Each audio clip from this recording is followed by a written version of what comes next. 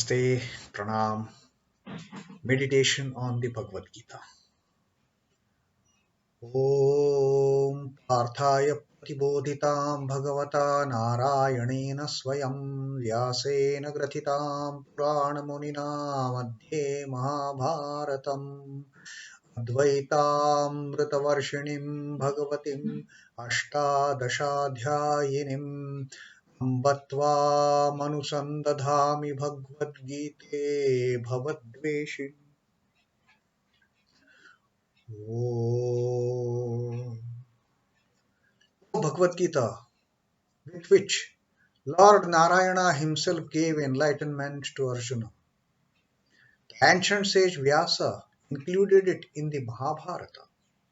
O goddess, comprising of the 18 chapters and bestower of the nectar-like knowledge of non-dualism, O my affectionate mother, the destroyer of rebirth, I meditate upon thee. Now, salutations to Lord Krishna. Vasudevasutam devam kansachanuramardanam devakim paramanandam krishnam vande jagadgurum. O son of Vasudeva, the slayer of Kansa and Chanu, extreme delight for Mother Devaki. O Lord Krishna, supreme teacher of the universe, my salutations to you. And now we take up the reading of 39th Shloka of the Sānkhye Yoga, the second chapter of Srimad Bhagavad Gita. eṣhā te bhihitā sānkhye buddhir yoge tvimāṁ śhṛiṇu buddhyā yukto yayā pārtha karma-bandhaṁ prahāsyasi. Now, Sri Krishna is going to reveal to Arjuna some, very important aspect of the karma yoga. How one should do his duty. In the previous slok, he has told us that one should bring his mind to such a level, high level, that we start looking at pairs of opposites with the same sightedness. For us, pleasure and pain, joy and sorrow, victory and defeat, gain and loss, all these things are same. These are just, we are witnessing it in our life. We are not affected by any of these. Now Sri Krishna says, eṣhā te bhihitā sānkhye. Now Sri Krishna says, eṣhā is this. A, B. Bhihitā is I have declared. What I have declared? Sānkhye. The Sānkhya philosophy. In Sānkhya philosophy, whatever is important, I have told you, I have declared it to you. Now, buddhi yoge, wisdom in the yoga. Indeed, tvimāṁ, this śhṛiṇu. Now you hear, eṣhā te bhihitā sānkhye buddhir yoge tvimāṁ śhṛiṇu. Now you hear it. Now you hear it with wisdom, with clarity of what I am going to tell you. Buddhyā yukto yayā pārtha. Buddhyā means with wisdom. Yukta included, induced, containing wisdom. Yayā, which? Partha, O Arjuna, O Partha. Karma-bandhaṁ prahāsyasi. You will cast off. Prahāsyasi is cast off. You will cast off what? Karma-bandhaṁ, the bondage of labor, bondage of karma, the bondage of work as such. Listening to this now, what I am going, till now I have told you what is all the philosophical, the fundamentals I have given to you, all the philosophical fundas. As per the Sānkhya philosophy, I have given it to you. Now, you listen carefully. The wisdom that I am going to tell you, that will cast off the attachment, break the bonds of karma that you are going to do. The ideal of self-knowledge has been presented to you.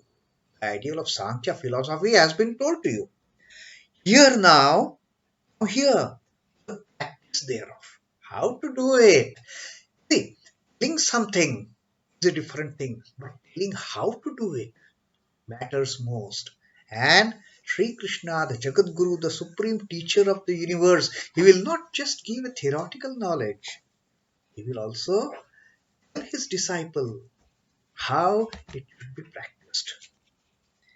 Endowed with that knowledge, endowed with the knowledge of how to practice that wisdom that he has, Sri Krishna has given me. Endowed with that knowledge, O Partha, O Arjuna, you will break through the bonds of karma. You will break through the attachment to the karma, and then you will start doing karma in a detached manner. So, uh, basically, what has happened is in this Sankhya Yuga, Sankhya basically is one of the uh, six systems, six schools of Indian philosophy. Now, uh, there are six streams, six schools of Indian philosophy, like Sankhya, as Sri Krishna has already mentioned here, the Sankhya philosophy. Then there is yoga philosophy. Then there is Nyaya philosophy, Vaisheshika philosophy, Mimamsaka philosophy, and finally the Vedanta philosophy, which talks of Advaita. Now, Sankhya talks of dualism, but the last school of Indian philosophy, the Vedanta, and in between there are all these Nyaya, Vaisheshika, and Mimamsaka, and all those yoga. And finally, the Vedanta, it takes one to the highest level of non dualism, of Advaita. So, Swami Chidbhavanandaji's comment on this particular shloka, Sankhya is one of the six systems of philosophy pertaining to Hinduism. Its origin is attributed to sage Kapila. The literal meaning of the word Sankhya is enumeration. Actually, Sankhya, like in Hindi we say Sankhya in Indian languages. So that is enumeration. So there are some aspects in this particular life system that this particular philosophy has enumerated. So how what they have enumerated? Like they have come up with this particular, philosophy that this universe is made up of Brahman, Purusha, and Prakriti. Now, when we talk of Prakriti, this Prakriti is constituted of 24 principles. Now, all these principles, so in this particular school of thought, school of philosophy, the Sankhya philosophy, they have based their philosophical insights into uh, describing all these 24 principles, how they have created the delusion, the Maya, and we have kind of a notion that all this thing is true, but in reality, it is all unreal. Now, this enumeration of 24 categories and Atman as the 25th. The Prakriti holds 24 categories, and the Purusha or Prakriti, the Atman or the Brahman is the 25th ultimate principle. Therefore, this philosophy is Purushas again are infinite in number. So that is all this kind of numeration exercise has been done in the Sankhya philosophy. So Sri Krishna says that uses the word Sankhya to indicate self-knowledge which is attained by understanding this particular philosophical concept of Sankhya's. Ultimate aim of any philosophy is to have the self-knowledge. Now the Sankhya philosophy, it leads to that particular attainment of self-knowledge by understanding what are all these principles, 24 principles of Prakriti, and Atman or Brahman as the 25th principle, as enumerated in the Sankhya philosophy. So now, his concept of yoga is comprehensive of all the forms of sadhanas through the path of karma, though the path of karma dominates among them. Now, he is trying to bring in that knowledge gained in the Sankhya philosophy. He has told us about the immortal and indestructible nature of the Atman, and how it is only the body that perishes. These are all the philosophical concepts. Theoretically, he has explained. Now is the thing, how we bring this theory that he has taught in the previous teachings into practice. That is more important. Now, Swami Chidbhavananda she also says the same thing here, that theory and practice are two aspects of every branch of knowledge. These two, former, that is theory, pertains to intellectual grasp and clarification, how much we understand the theory, and the latter, that is the practical aspect, to the translation of this knowledge which has been acquired, to translate this knowledge into action. So that is what any branch of knowledge will have these two aspects, theory and practice. So by enumerating the by talking about the immortal and nature, the indivisible nature of Vyaya, and all those uh, qualities that Sri Krishna had told Arjuna and told to us regarding the Atman, regarding the Brahman, it is all theoretical knowledge. And now he is giving us the philosophical knowledge. And this is what Sri Krishna has told, buddhyā yukto yayā pārtha, with this knowledge, you know, uh, uh, having gained this particular knowledge, with the help of this knowledge that I have told you, now karma-bandhaṁ prahāsyasi, now you will get to know how to get rid of the bondage of karma, in putting those philosophical concepts into action, into practical life. One is pure science, and the other is the applied science. Like theory is pure science, but putting it into practice, putting it into action, is the applied science. An architect conceives of an edifice. At that stage, it is an ideal, it is just on the drawing board. He explains it clearly to others, then it is theory. He prepares a drawing, he prepares a plan on paper. Till then, it is theory. Till then, it is basic. When he actually builds it, he gives it a practical shape. When that particular design, when that particular plan, which has been put there on the board, when that building, construction starts, then actually the activity starts on that. Till the time that design plan is on the board, that is just basic. So Sankhya as a philosophy, Sri Krishna has provided us with that plan, with that design. Now is the time to plan into action, to start constructing a building. That is the practicality of that design. And that is what happens with those philosophical concepts. Now we start performing karma. Now we are converting philosophy into action, knowledge, theory into action, karma. Sankhya and yoga are the theory and practice of religion. Yoga means karma yoga. They do not come into conflict with other, one with the other. No. If there is no plan of building on the drawing board, how can building actually come up? Unless and until somebody visualizes and puts that plan on a drawing board, only then, understanding that plan, then we can start constructing a building. Rare indeed it is to know of the glory of Atman, and the life gets enriched as Atman is known. Yoga is none other than living the life abundantly. By practice of yoga, mind grows in purity.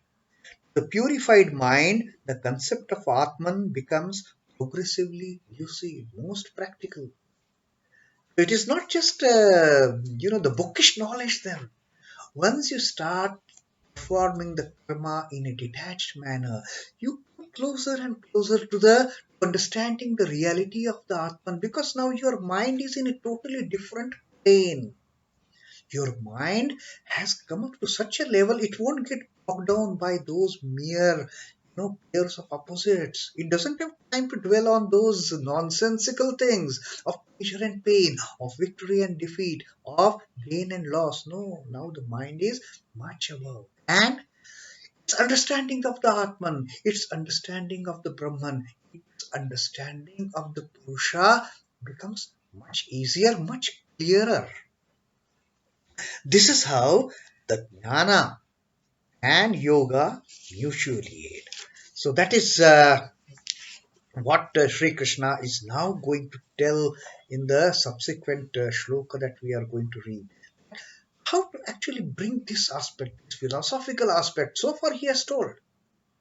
He has tried to impress upon Arjuna's mind by telling all the non-dualistic principles of greatness of the Atman, of what is the Atman, how it cannot be killed. And then he has also switched over his way of teaching to, okay, let us take life from the most basic perspective. Maybe this is the body. You don't think about Atman now. Atman, Sri Krishna has told him, it is avyaya, it is immortal, nobody can split our Atman, it is beyond the time frame, on the time scale. It is eternal, it has no beginning, it has no end. And it was there right from beginning. It is there now, and it is going to be there till eternity, forever. So don't worry on the front of Atman. You are not going to injure Atman at all. Now, okay, if you consider body. So now Sri Krishna has tried everything on the theoretical aspect. He has told Arjuna of even the impermanence of the body, temporariness of the body. So what? I mean, okay, all temporary things they they undergo the, uh, the law of time. They take birth, there is growth, there is decay, and then the bodies they perish. So that is the natural law of course. They undergo all this temporary body. Now, if that is the thing, why to grieve over that? And now Sri Krishna is going telling Arjuna that you go beyond that. You make the pleasure and pain, you make the happiness and sorrow, you make the victory and defeat, you make the gain and loss. You start looking at them with the same perspective, same sightedness. Make it. Don't get extremely happy if something good happens. Don't get extremely dejected if something bad happens. Be a witness. What is happening? What is happening will unhappen. What is unhappening will happen. So that is now Sri Krishna is telling how to get into the action, how to get into doing this karma with detached mind. Taking the mind above this, the moment we take the mind above these opposites, pairs of opposites, automatically the detachment sets in. As the detachment sets in, the understanding of the Atman, the understanding of the Brahman becomes much more easier, much more clearer. Then it is a theoretical knowledge. Now, actually, you start laying down the foundation of that huge building that you are going to construct. Then comes the after laying down the foundation, then comes the ground level work, then the first level, the second level, third level, fourth story, like that. So bring that building plan that has been put before you on the drawing board. Now start putting it into the practical action. And this is what Sri Krishna is going to tell us from the 40th shloka onwards. So that is for reading of our 39th shlok for today. Om Namo Bhagavate Vasudevaya. Shri Krishna Arpanamastu. Jai Shri Ram Krishna. Jai Thakur. Jai Ma. Jai Swami.